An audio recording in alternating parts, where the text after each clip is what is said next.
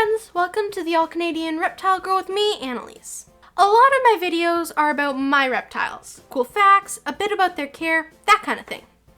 Every once in a while, I come across interesting reptile facts that I really like to share. That's where videos like How Snakes Think or Move, or my recent one on prehistoric snakes come about. A couple of weeks ago, I came across an article that caught my attention, and with further research was something I found absolutely fascinating. The Lyme disease curing lizard. That's right, a lizard that cures Lyme disease. How cool is that?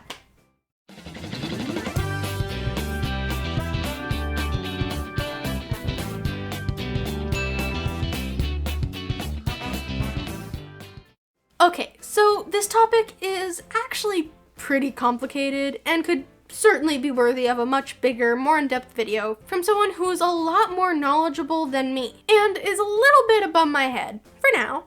But just because I don't get the ultra nerdy sciencey stuff yet doesn't mean that it isn't a really cool piece of information to share. So here goes. Let's start with Lyme disease itself. Lyme disease is an infectious disease caused by four main species of the Borrelia bacteria and is transmitted through the bite of the black-legged or deer tick. It's usually not fatal, but its symptoms are quite painful and, if left untreated, can affect you for the rest of your life. Ticks with this bacteria will spread the disease from host to host as they go through their life cycle. An uninfected tick feeding off a host that has been infected will then become an infected tick and a vector for transmitting the disease to other subsequent hosts. An infected tick usually needs to be latched on and feeding for between 36 to 48 hours to spread the disease to you. This is good news, as it gives you plenty of time to find and remove the little bloodsucker. The bad news is that juvenile or seed ticks are tiny and very easy to miss. A deer tick can spread Lyme disease all across the US, and thanks to the warming climate, they have made their way farther north and are now way more common in areas of southern Canada, like where I live in southwestern Ontario. Let's head over to Annalise 2 at the maps. Thanks, Annalise 1. Let's start with the change in the deer tick populations. This is what it looked like way back in 1996. The red you see on the map represents the denser populations, whereas the blue represents the lower ones. With increasing temperatures over the years, this is what it looks like now. We have very high density areas over here in the northeast, the upper Midwest, and the west coast. Now let's do Lyme disease cases. Over here on the northeast, we have the highest amount of reported Lyme disease cases, which is not surprising as this was a very dense area for tick populations. But as you will see over here on the west coast, we have very few reported cases of Lyme disease, which is surprising seeing as this was also a high density area of ticks. That's very interesting, Annalise 2. Is it hard to figure out what the reason might be? Great question, but nope, it's super easy. Barely an inconvenience. Let's put up one more map here that might give us a clue as to why this is. This is the range of the western fence lizard, and scientists think that these guys might be the reason for the dramatic difference in Lyme disease cases in high-density tick populations in the west. Annalise 1, tell us about this amazing little lizard. Thanks, Annalise 2. Let's meet the western fence lizard, or the blue-bellied lizard. This is not a fence lizard. This is Rosa Rosebud, my bearded dragon, that we very recently adopted. Fence lizards don't make great pets. This is the closest I've got, so I hope that's okay with you. Aside from their very flashy blue belly, western fence lizards are pretty standard looking lizards. They are gray-brown, a little less than a foot long, kind of what you might think of as a generic lizard.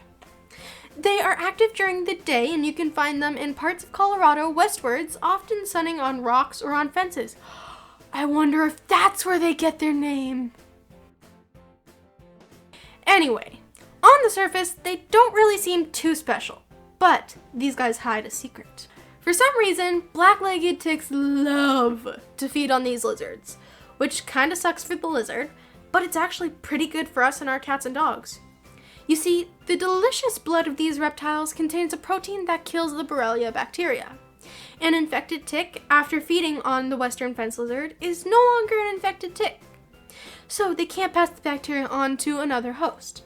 Not only that, but if they were to feed on a subsequent host that isn't already infected, they will not be able to become reinfected and would no longer be a vector for Lyme disease. These lizards attract disgusting disease-ridden ticks and leave behind disgusting, not so disease-ridden ticks. Still kind of gross and frightening, but nowhere near as bad. As with all things in nature, it's never simple. There are some studies that suggest that because ticks thrive on the lizards so well, areas with high populations of the lizards are likely to have high tick populations overall. So, a high tick population means a higher likelihood of picking up a tick, infected with Borrelia or otherwise. That's not great because Lyme disease is certainly not the only tick-borne disease out there. But there appears to be a very strong correlation between the lower risk of Lyme disease and the range of these lizards. Further study of the blood of the lizards may even yield medication for treatment and prevention of Lyme disease. And that's still really cool. Their relative, the eastern fence lizard, has this property in their blood as well.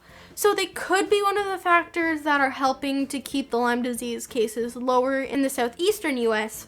But ticks don't really seem to like to feed on the eastern fence lizard as much as they do the western, so their impact is thought to be much less significant.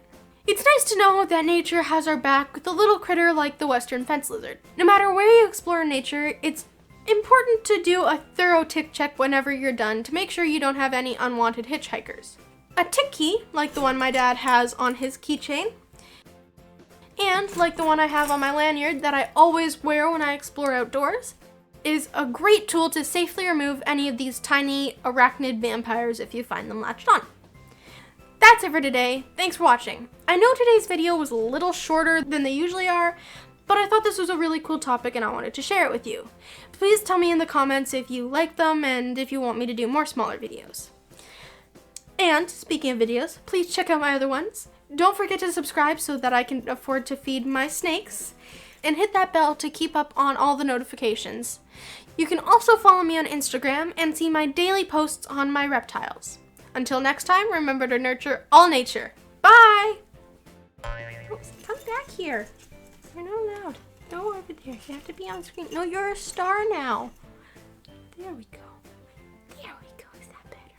Yes, it is. All right, let's go before she wants down. Lyme disease is an infectious disease. Stop looking at me. Let's start with Lyme disease itself. What? I don't know. Alright. Let's start with Lyme disease itself. I don't know. Alright, I'm gonna just keep staring. Let's start with Lyme disease itself.